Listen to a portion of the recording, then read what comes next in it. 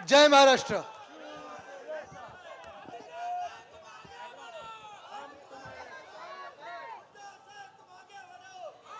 मला माहिती आहे दुपारचं ऊन चढत चाललेलं आहे, तापमान वाढत चाललेलं आहे आणि राजकीय तापमान देखील गरम झालेलं आहे।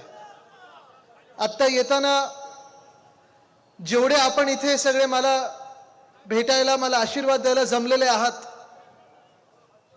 2-3 ठिकाणी आम्हाला संजोगजींनी सांगितलं होतं की जरा थांबायला लागेल, स्वागत घ्यायची आहेत। पण ती स्वागत एवढी मोठी होती, एवढी गर्दी होती की जणू काय तिथे देखील आपली एक चौकसभा होते की काय, एवढं प्रेम आज मला पिंपरी चिंचवडमध्ये दिसायला मिळतंय। भीती नुसतं त्या जेसीबीची वाटते जेव्हा फुलं असतात त्याच्यात, तेव्हा तर गाडी मी थोडी पुढे न्यायचो, कारण ते जेसीबीच उलटा होतो की काय बघायला लागतं। खेकडे राजकारणात खूप असतात, पण हे प्रेमाचा जेसीबी आहे। नाही ऐकू नाही आलं? आज आनंद ह्या गोष्टीचा देखील आहे की जेवढे इथे पुरुष दिसत आहेत तेवढे महिला देखील दिसत आहेत मला, आणि ही शक्ती खूप महत्वाची असते, हे आशीर्वाद खूप महत्वाचे असतात। आपण सर्व एका जिद्दीने एकत्र आलेलो आहोत, एका ताकदीने एकत्र आलेलो आहोत। ना हातात आपल्या खोके आहेत, हे काय लिहिले, ईव्हीएम हटाओ देश बचाओ। मी म्हणीन पहिलं खोके सरकार हटाओ आणि महाराष्ट्र बचाओ। बसून घ्या दादा, बसून घ्या, बसा बसा, आपला मेसेज पोचला। पण आज एका वेगळ्या जिद्दीने आलं, ह्या गद्दारांसारखं आपण वेगळा कब्जा करून बसलेलो नाही आहेत खुर्चीवर।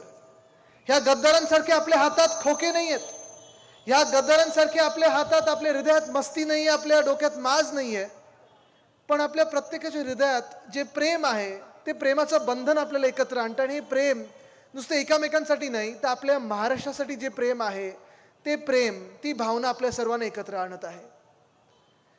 आज आपण पाहत आहोत, गेले 2 वर्ष एक अवकाळी सरकार आपल्या डोक्यावर बसवलं गेलं आहे, आणि अवकाळी सरकार जे होतं खरं तर चांगलं चाललेलं, आपलं जे महाविकास आघाडीचं सरकार होतं ते सरकार यांनी गद्दारी करून बाजूला पाडलं आणि अवकाळी खोके सरकार आपल्या डोक्यावर बसवलं। नाही ऐकून आलं परत काय? बघा इथे प्रचाराची गरजच नाहीये।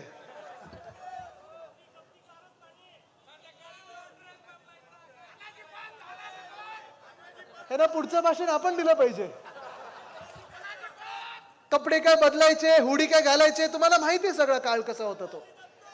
पण तुम्ही मला सांगा, जे भाजप प्रणित खोके सरकार बसलेलं आहे मिंदेंचं, 2 पक्ष फोडले, एक परिवार फोडला, खोके सरकार डोक्यावर बसवलं, एवढं सगळं केल्यानंतर खुर्च्या त्यांना मिळालेल्या आहेत, पण महाराष्ट्राला काही मिळालंय का? 2 वर्षामध्ये एक नवा उद्योग आपल्या राज्यात आलाय का? नाही आलाय। आता पण तळेगावला होतो, मागच्या वर्षी देखील आम्ही तिथेच एक मोर्चा काढला होता, मोठा मोर्चा निघाला होता, आणि तो मोर्चा एवढ्यासाठीच काढला होता, आक्रोश मोर्चा होता, तरुणांचा मोर्चा होता, कारण जे वेदांत फॉक्सकॉन ही कंपनी आपण ऐकली असेल सगळ्यांनी। वेदांत फॉक्सकॉन बद्दल किती लोकांनी ऐकलं, जरा हात वरती करून दाखवा। सगळ्यांनी ऐकलं ना, तळेगावमध्ये येणार होतं। जेव्हा आपलं महाविकास आघाडीचं सरकार होतं, काँग्रेस असेल, राष्ट्रवादी काँग्रेस असेल, उद्धव साहेबांना सोबत देऊन शिवसेनेच्या सोबत उभे होती, अन्य मित्र पक्ष होते आपले, हे सगळेच लोक जेव्हा आपण सरकारमध्ये बसलो होतो, महाराष्ट्रासाठी आपण लढत होतो, झगडत होतो, आणि सगळे एकत्र येऊन आपण महाराष्ट्राला पुढे नेण्याचं काम करत होतो।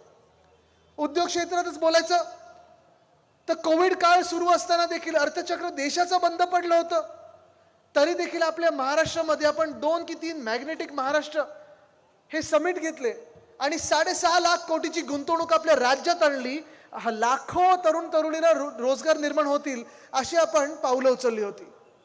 पण ज्या मिनिटाला सरकार पडलं त्या मिनिटाला सगळे उद्योग एका मागोमाग एक पाठवायला लागले। ते कुठे? बरोबर ना? मला तुम्ही सांगा, वेदांत फॉक्सकॉन पाठवलं कुठे? एअरबस टाटा पाठवलं कुठे? मेडिकल डिव्हाइस पार्क पाठवला कुठे? बल्क ड्रग पार्क पाठवला कुठे? फिल्मफेअर अवॉर्ड पाठवलं कुठे? मग आता वर्ल्ड कपची फायनल पाठवली कुठे? 40 गद्दार पळवले कुठे? कळलं आता सगळं का होतं हे? ह्या चोरानं, अलिबाबा आणि 40 चोरांना जे पळायचं होतं त्यांनी सुरत निवडलं, सुरतेमध्ये जाऊन लपले आणि आता थँक्यू बोलायला, त्यांना त्यांचे आभार मानायला प्रत्येक उद्योग जो आपल्या राज्यात येतोय तो गुजरातला पाठवला जातोय. हे दुर्दैव आहे आपल्या राज्याचं.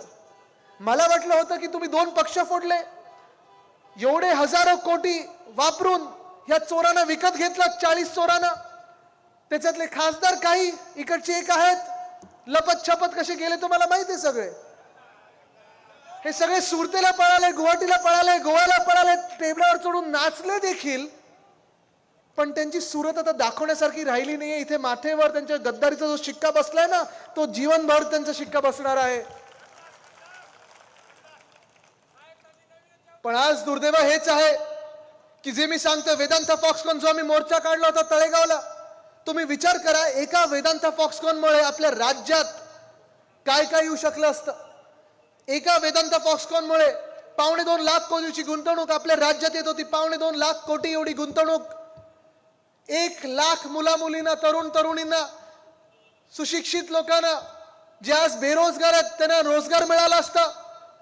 पूर्ण आपल्या परिसरामध्ये किती चांगले अजून गोष्टी उभारू शकलो असतो आपण. आणि महत्वाची गोष्ट म्हणजे या 1 लाख लोकांसोबत, म्हणजे तुम्ही विचार करा, वेदांता फॉक्सकॉन हा 1 लाख लोकांना रोजगार देणार होता. वेदांता सोबत 160 छोट्या मोठ्या क्लस्टर इंडस्ट्री येणार होत्या. किती? 160. 50-70 हजार जॉब्स असेच निर्माण झाले असते. कुठे आपल्याला फिरायलाच नसतं लागलं. शिक्षणाचा दर्जा आहे, चला तुम्हाला मिळाला जॉब. तुम्हाला कुठची स्किल आहे, चला मिळाला जॉब. कुठे पुण्याच्या जवळ आहात, मिळाला जॉब. पिंपरी मधले आहात, मिळाला जॉब. पण आज दुर्दैव हे आहे की वेदांता फॉक्सकॉन महाराष्ट्रातून गेल्यानंतर कुठे पाठवलं माहिती तुम्हाला? ढोलेरामध्ये. ढोलेरा नावाचं एक गाव आहे गुजरातमध्ये, तिथे पाठवलं गेलं. त्यानं सांगितलं महाराष्ट्र में मत जाओ, जाओ तो गुजरात में जाओ, ढोलेरा में जाओ. आणि ढोलेरामध्ये गेल्यानंतर त्यांनी जाऊन पाहिलं, तिथे ना वीज आहे, ना पाणी आहे, ना रस्ते, ना काहीच. काय म्हणजे कुठे आपलं तळेगाव आणि कुठे हे ढोलेरा. तुम्ही विचार करा. ढोलेराला गेल्यानंतर मी त्यांना फोन केला. जे उद्योगपती होते ते 2-3 त्यांच्या आजूबाजूचे होते, त्यांना फोन केला मी. बोलो काय हो, तुम्ही कशाला तिथे गेलात? तर सर आपको पता है ना किसने बोला? भाजपने हमें बोला गुजरात में लेके जाओ. ठीक आहे, मग पुढचं काय? जर महाराष्ट्रात तुम्ही असतात तर किती वर्षात तुम्ही तुमच्या उद्योगाला सुरुवात करू शकला असतात? ते बोले आदित्यजी 2 वर्षात आम्ही आमचा उद्योग इथे सुरू केला असता. बोलो ठीक आहे, मग आता गुजरातला गेलात, किती वर्ष तुम्हाला लागतील? ते बोलतात साहेब 7 ते 8 वर्ष कमीत कमी लागतील हा उद्योग इथे सुरू करायला, कारण इथे काहीच नाहीये. सुरू करायचं तर कुठून सुरू करायचं मला कळतच नाही. आम्ही हैराण आहोत कुठून सुरू करायचं. आणि मग 2-3 महिन्यापूर्वी, मला माहिती नाही तुम्ही वाचलं की नाही, पण जसा महाराष्ट्रातून उद्योग हा वेदांता फॉक्सकॉनचा गुजरातला गेला, 2 की 3 महिन्यापूर्वी फॉक्सकॉननी सांगितलं की गुजरातमध्ये आम्ही उद्योग हा सुरू करू शकत नाही, आम्ही या देशात येऊ इच्छित नाही, आम्ही हा उद्योग आमच्या हिंदुस्थानात आणणार नाही. नुकसान कोणाचं झालंय? कोण पडलं? लागलं नाही ना? ठीक आहे, बरेत का? ठीक आहे. नुकसान कोणाचं झालं तुम्ही मला सांगा. नुकसान आपलं झालंय ना? नुकसान महाराष्ट्राचं झालंय. पण अशाच बरोबर देशाचं नुकसान झालं, कारण वेदांता फॉक्सकॉन नुसतं महाराष्ट्राला नाही तर देशभरात 1 लाख रोजगार निर्माण करू शकला असता. आपल्या पिंपरी चिंचवडमध्ये असेल, आपल्या पुण्यात असेल, आपल्या तळेगावात असेल, आपल्या मुंबईत असेल, आपल्या नाशिकात असेल, आपल्या नागपूरमध्ये असेल, कोल्हापूरमध्ये असेल, देशभरातून तरुण तरुणी येत असतात. प्रत्येक महिन्यात येतात, कारण त्यांना वाटतं महाराष्ट्रात गेलं तर माझं स्वप्न पूर्ण होईल, महाराष्ट्रात गेलं तर मला रोजगार मिळेल, महाराष्ट्रात गेलं तर मला नोकरी मिळेल. पण आज 1 लाख लोक या रोजगारांपासून वंचित राहिले, दूर राहिले. का? तर वेदांता फॉक्सकॉनला वरतून सांगितलं गेलं, केंद्रातून सांगितलं गेलं महाराष्ट्रात नाही तर गुजरातमध्ये जा. आणि गुजरातमध्ये गेल्यानंतर त्यांनी पाहिलं की इथे उद्योग सुरू होऊ शकत नाही, आम्हाला उद्योग बंद करायला लागेल. आणि आता नुकसान हे देशाचं झालेलं आहे. एअरबस, टाटा, जसं आपण हे वेदांता फॉक्सकॉन आपल्या महाराष्ट्रात तळेगावमध्ये आणणार होतो, एअरबस टाटाचा उद्योग आपण नागपूर जवळ मिहान इथे आणणार होतो, विदर्भात आणणार होतो, रोह्यामध्ये बेल्ट ड्रग पार्क आणणार होतो, छत्रपती संभाजीनगर इथे ऑरिक सिटी आणणार मध्ये आपण मेडिकल डिव्हाइस पार्क आणणार होतो. क्रिकेट फायनल ही वानखेडेतच झाली पाहिजे होती, बरोबर की नाही? वानखेडेत झाली असती तर जिंकलो असतो ना आपण. गुजरातला गेलो आणि जाऊ दे, हे मी बोलत नाही, तुम्ही सगळे समजून घेताय सगळं काय ऐकायचं ते. पण आज दुःख ह्याच गोष्टीचं आहे की आपले घटनाबाह्य मुख्यमंत्री जातात डॅव्हॉसला, मागच्या वर्षी पण गेले होते, जिथे जगातले सगळे उद्योगपती एकत्र येतात, जगातले सगळे देश एकत्र येतात, चर्चा करतात की अर्थचक्र कसं गेलं पाहिजे पुढे, अर्थकारण कसं पुढे गेलं पाहिजे. कृषीवर चर्चा होते, पाण्यावर चर्चा होते, सगळ्यावर चर्चा होते. पण आपले मुख्यमंत्र्यांनी तिथे जाऊन केलं काय त्यांना पण माहिती नाही. त्यांना वाटलं होतं की तिथे जाऊन काहीतरी 2-3 खासदार विकत घेता येतील की काय, 2-3 लोक अजून विकत घेता येतील की काय. तिथे जाऊन त्यांनी असं असं जरा शर्ट बीट असं असं केलं, मग असं केलं, पुढे काय 40 कोटी 40 खोके 28 तासात त्यांनी खर्च केलेत मागच्या वर्षी. किती? 40 कोटी.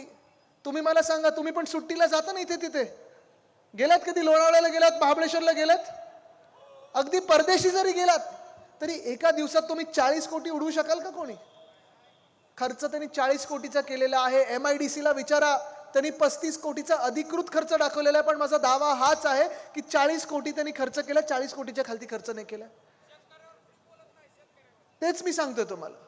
पण या 40 कोटी खर्च केल्यानंतर 40 कोटी खर्च केल्यानंतर मला तुम्ही सांगा, आपल्या महाराष्ट्रात मागच्या वर्षात एक सुद्धा नवा रोजगार उपलब्ध झालाय का? आलाय? तुम्ही ऐकलंय? मोठे मोठे करार झाले, पण त्या कराराचं पुढे काही झालं नाही. कारण ते जे करार केले होते ते सगळे खोटे करार केले होते. जसं जनतेला ह्यांच्याकडून खोटी आश्वासनं मिळतात, तसे खोटे करार हे डॅव्हॉसला जाऊन करून आले. पण एक सुद्धा महाराष्ट्राला उपयोगी असं काही या महाराष्ट्रात त्यांनी आणलं नाही. या वर्षी देखील गेले 16 ते 18 जानेवारी गेले, परत 2 दिवस तसंच 24-28 तास जाऊन आले. खर्च तरी तसाच माफ केलेला आहे.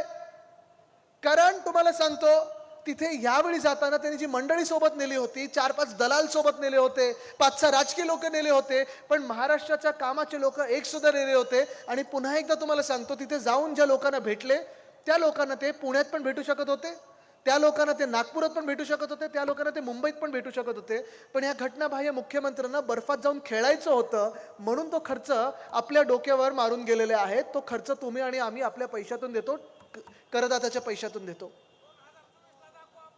पण आज तिथे गेल्यानंतर जे चर्चा करायला पाहिजे, जी मला चर्चा करायला संधी मिळाली, मी साधा एक मंत्री होतो, मुख्यमंत्री पण नव्हतो, पण ज्या काँग्रेस सेंटरमध्ये आज जाऊन 3 वेळा बोलायची संधी मला मिळाली, ह्या घटनाबाह्य मुख्यमंत्री एकदा सुद्धा गेले नाहीत. ना कृषीवर चर्चा केली तिथे, ना पाण्यावर केली, ना नागरीकरण शहरीकरणावर केली, ना ग्रामविकासवर केली.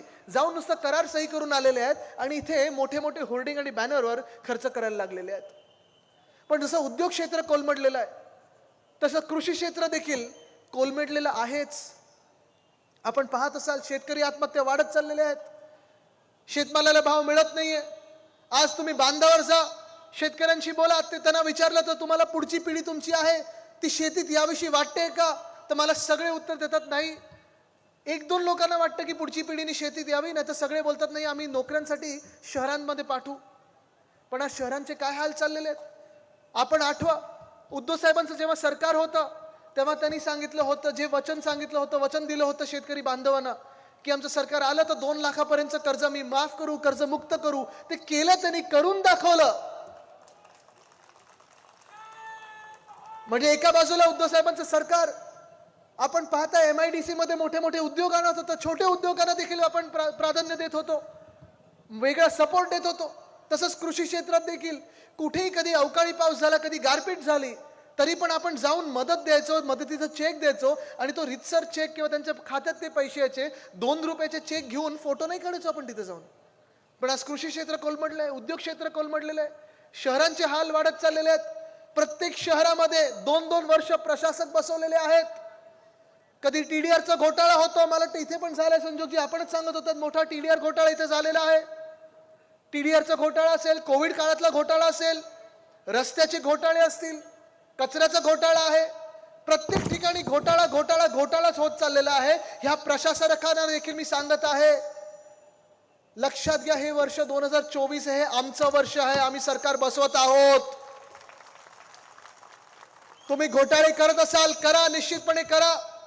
या सरकारमध्ये घोटाळे चालत असतील कारण तुमचे मालक जे बसलेत, घटनाबाह्य मुख्यमंत्री, ते चोरी करूनच बसलेले आहेत, ते पक्ष चोर आहेत, ते बाप चोर आहेत. पण आमचं जेव्हा सरकार येईल ना, तेव्हा ज्या ज्या मंत्र्यांनी, अगदी मुख्यमंत्री जरी असले तरी, ज्या ज्या अधिकाऱ्यांनी घोटाळे केलेत, माझ्या जनतेचे पैसे खाल्लेले आहेत, त्यांना जेलमध्ये बसवल्याशिवाय राहणार नाही आम्ही. जेलमध्ये बसून पैसे मोजायला लावू आणि पुन्हा एकदा सरकारच्या तिजोरीत द्यायला लावू. कारण आमचं सरकार आहे ते खरं हिंदुत्ववादी सरकार आहे आणि आमचं हिंदुत्व हे स्पष्ट आहे. आमच्या हिंदुत्वामध्ये एकच ओळ फार महत्वाची आहे. रघुकुल रीत सदा चली आए, प्राण जाय पर वचन न जाय.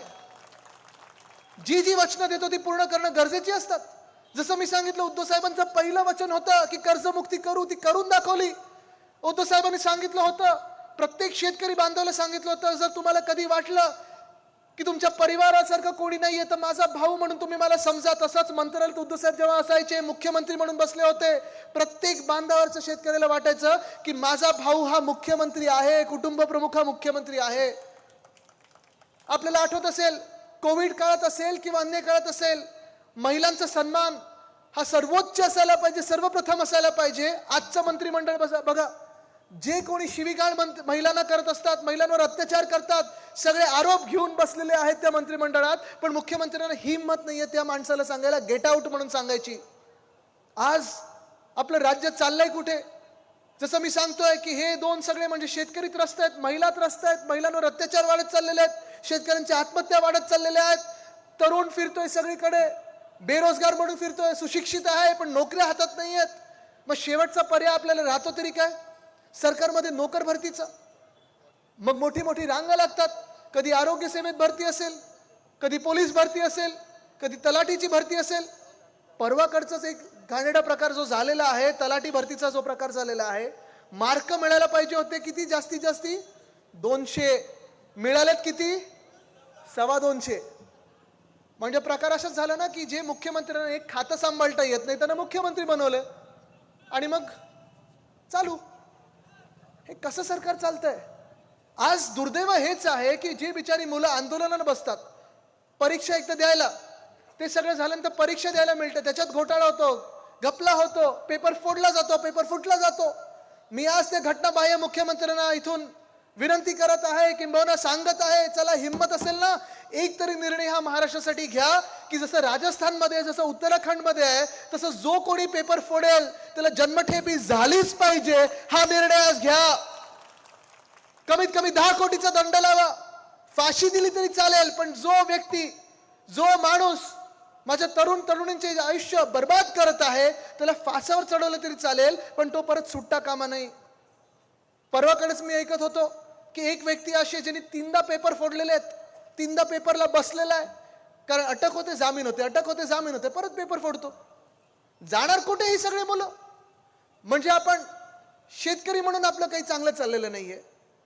नोकरी पाहिजे तर आपल्याला प्रायव्हेट सेक्टरमध्ये नोकरी मिळत नाही, नवीन उद्योगधंदा आपल्या राज्यात येत नाही, नोकर भरतीमध्ये सगळं काही आपण उन्हातानात पाहतोय, आपण भूक ताण सगळी विसरून कधी फिजिकल एक्झाम देतो, कधी रिटन एक्झाम देतो, हे सगळं करून जेव्हा तुम्ही अधिकारी बनता, आज दुर्दैव ह्या राज्याचं असं झालेलं आहे की प्रत्येक जिल्ह्यामध्ये, प्रत्येक शहरामध्ये, प्रत्येक गावामध्ये बदली पोस्टिंगसाठी देखील हे गद्दार 40 चोर हे तुम्हाला पैसे मागत आहेत, बोली लावली जात आहे.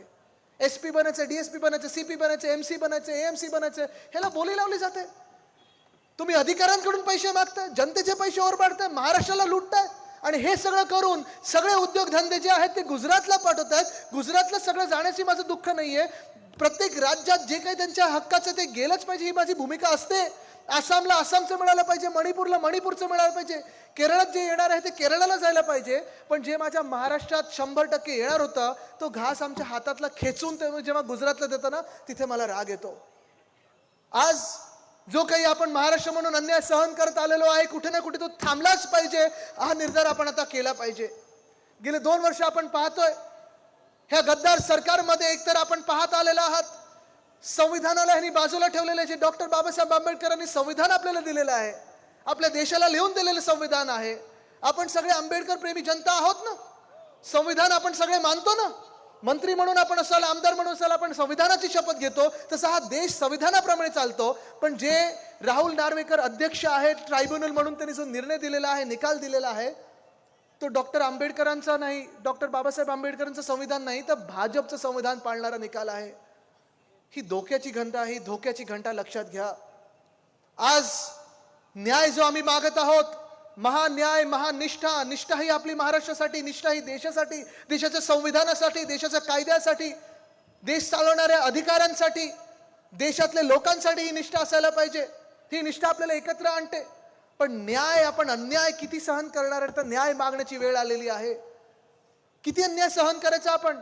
जे काही आपल्या राज्यात चांगलं चाललेलं महाविकास आघाडी म्हणून सुवर्ण काळ आपण जो महाराष्ट्रासाठी आणत होतो, तुम्ही पहा कोविडच्या काळात देखील आपल्या धारावी मॉडेलचं असेल, मुंबई मॉडेलचं असेल, महाराष्ट्र मॉडेलचं असेल, उद्धव साहेबांचं असेल, कौतुक नुसतं राज्यात नाही, नुसतं देशात नाही, तर जगभरात जे होत होतं तसं कौतुक उत्तर प्रदेशचं झालं होतं? नव्हतं झालं. सुरतचं झालं होतं? नव्हतं झालं. अहमदाबादचं झालं होतं? नव्हतं झालं. कारण तिथे आकडे लपवले जात होते. पण आपण पूर्णपणे आपला विश्वास हा डॉक्टरवर ठेवलेला, पोलिसांवर ठेवलेला, नर्सेसवर ठेवलेला, आशा वर्कर्सवर ठेवलेला, अंगणवाडी सेविकांवर ठेवलेला. कारण हा सगळा जो वर्ग आहे तो सगळ्यात महत्त्वाचा घटक आहे आपल्या आता समाजामध्ये. पण दुर्दैव असं आहे की ज्या आता आम्ही तळेगावमधून आलो तिथे देखील जनरल मोटर्सचे कामगार जवळपास 1 वर्ष झालं साखळी उपोषणाला बसलेले आहेत.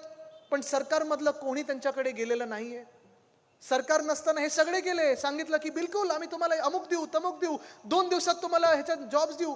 आता हुंडाई मोटर्स बरोबर तिथे करार झालेला आहे. त्या हुंडाई मोटर्स मध्ये ह्या जनरल मोटर्सच्या कामगारांना तिथे घेतलं पाहिजे, ही माझी मागणी आहे. तसंच मी पाहत होतो कोल्हापूरमध्ये मला निवेदन मिळालं, अंगणवाडीच्या ज्या सगळ्या आपल्या महिला आहेत त्यांना देखील आश्वासन मिळालं होतं की आम्ही तुमचे सगळे वेतन वाढवून देऊ. आश्वासन मिळालं. 3 महिने झाले, शासन निर्णय नाही निघालाय.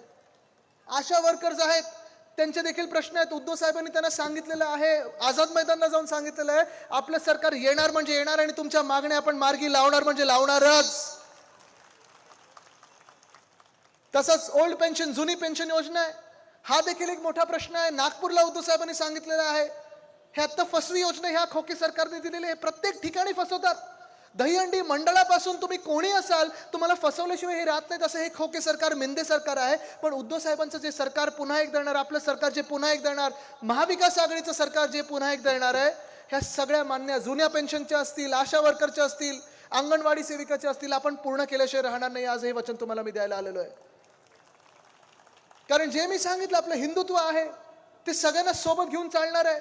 आपलं हिंदुत्व पुन्हा एकदा मी सांगतो, प्राण जाय पर वचन न जाय, हे आपलं हिंदुत्व आहे. स्पष्ट हिंदुत्व आहे. आपल्या हिंदुत्वामध्ये हे जे काही आज चाललं ना की धर्मामध्ये वाद निर्माण करायचे, जातीमध्ये वाद निर्माण करायचे, जिल्ह्यामध्ये वाद निर्माण करायचे, हे असलं आपलं हिंदुत्व नाही, ते भाजपचं आहे. आपलं हिंदुत्व वंदने बाळासाहेब ठाकरेंचं, वंदने हिंदू सम्राट बाळासाहेब ठाकरेंचं हिंदुत्व हेच आहे की तुम्ही कोणी असाल, जातपात धर्म न बघता समाजकारण, समाजसेवा, हे आमचं हिंदुत्व आहे. सगळ्यांना सोबत घेऊन आमचं हिंदुत्व पुढे चालणार आहे ना. त्यावेळी आपल्याला आठवत असेल, आपलं सरकार असताना उस्मानाबादचं नाव आपण धाराशिव केलं, औरंगाबादचं नाव आपण छत्रपती संभाजीनगर केलं. पण दंगली होऊ दिले नाहीत, कारण सगळ्यांना आपण सोबत घेतलं आणि तो निर्णय घेतला. ह्यालाच आपण हिंदुत्व आपण बोलत असतो. आपलं हिंदुत्व हे सगळ्यांना हिंदुत्व पुढे घेऊन चालणार आहे. मग प्रत्येक महिलेचा सन्मान करणारं हिंदुत्व आहे. पण भाजपचं हिंदुत्व बघा कसं आहे. बिल्किस बानोवर जो रेप झाला, त्या रेपिस्टना जन्मठेप झालेली, त्यांना जेलमधून बाहेर काढलं आणि हार घातले गेले, त्यांचं स्वागत केलं गेलं. हे आपलं हिंदुत्व असं नाहीये. जो कोणी रेप करतो त्याला फासावर चढवा. ती महिला भले कोणी कुठच्याही जातीतली असेल, धर्माची असेल, महिलांचा सन्मान झालाच पाहिजे. हे आपलं हिंदुत्व आहे. आज आपण बघतोय की प्रत्येक समाज, एक प्रयत्न राजकारणी लोकांकडून होते की समाजात जास्तीत जास्त विभागणी कशी होईल, विखुरला कसं जाईल. आपला मराठा समाज आहे, तो आंदोलन करतोय आरक्षणासाठी. धनगर समाज आहे, ओबीसी समाज आहे. प्रत्येकाला वाटतं की आरक्षण मिळालं पाहिजे आणि मिळालंच पाहिजे. त्यांच्या हक्काचं, दुसऱ्याच्या कोणाच्या हक्काचं न घेता त्यांना आपण हक्क त्यांचे मिळवलेच पाहिजेत. हे आपलं हिंदुत्व आहे. पण आपलं हिंदुत्व हे देखील आहे की हृदयात राम आणि हाताला काम. कारण आरक्षण मिळाल्यानंतर हाताला काम तर पाहिजे, आरक्षण मिळाल्यानंतर समाजात नोकऱ्या तरी पाहिजेत, रोजगार मिळाला पाहिजे. हृदयात राम आहे, नक्की आहे. पण तिथे जसं आपण दर्शन घेतो, तिथे त्या मंदिराला, अयोध्येला जसं जाणार आहोत आपण, तसं आपल्या इकडे प्रत्येकाचं घर चालवणं देखील मंदिर पाहिजे. आणि ते मंदिर म्हणजे आपलं रोजगार असतं, ते आपण निर्माण करणं गरजेचं आहे. आणि म्हणून ही सगळी भावना घेऊन पुढे जात असताना, हा निर्धार करून पुढे घेऊन जात असताना मला तुमच्याकडून एकच पाहिजे की आता आपण अन्याय सहन करायचा नाही. आता ह्यांच्या भूलथापांना आपण बळी पडायचं नाही. हे प्रयत्न पूर्ण करणार आहेत. पुढच्या 2 महिन्यामध्ये लोकसभा निवडणुका असतील, कदाचित विधानसभेच्या देखील निवडणुका लागतील, की आपण समाजामध्ये विखुरले जाणार आहोत का? जिल्ह्यामध्ये भांडणं लावतील, आपण भांडणार आहोत का? जाती जातीमध्ये विभागणी करणार, तुम्ही विभागले जाणार आहात का? धर्मामध्ये वाद निर्माण करण्याचा प्रयत्न करणार, आपण भांडणार आहोत का? कारण जर आपण भांडलो तर खोके सरकार पुन्हा एकदा डोक्यावर बसेल आणि अहमदाबाद मधून चालायला लागेल. पण जर आपण एकत्र आलो, जर आपण महाराष्ट्र म्हणून जातपात धर्म सगळं बाजूला ठेवून महाराष्ट्र धर्म म्हणून एकत्र आलो, तर कितीही मोठा दिल्लीश्वर असू दे, कितीही मोठी महाशक्ती असू दे, महाराष्ट्र त्याला आडवं केल्याशिवाय राहणार नाही. ही शपथ शिवरायांच्या चरणी घेऊन आपण पुढे निघूया. धन्यवाद. जय हिंद, जय महाराष्ट्र, वंदे मातरम.